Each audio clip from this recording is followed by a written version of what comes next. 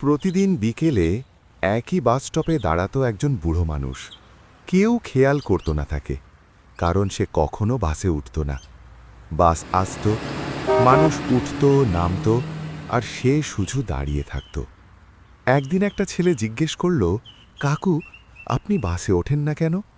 বুড়ো মানুষটা একটু হেসে বলল, আমি বাসের জন্য দাঁড়াই না। ছেলেটা বলল, তাহলে? বুড়ো মানুষটা ধীরে বলল, ২৫ বছর আগে এই বাস স্টপেই শেষবার আমার ছেলে নেমেছিল। ছেলেটা চুপ করে গেল।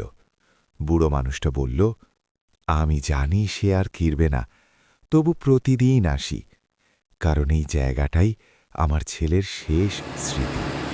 শেষ বাসটা চলে গেল, বাসস্টপটা ফাঁকা হয়ে গেল, কিন্তু বুড়ো মানুষটা তখনও দাঁড়িয়ে রইল। কিছু মানুষ বাসের জন্য অপেক্ষা করে, আর কিছু মানুষ একটা স্মৃতির জন্য।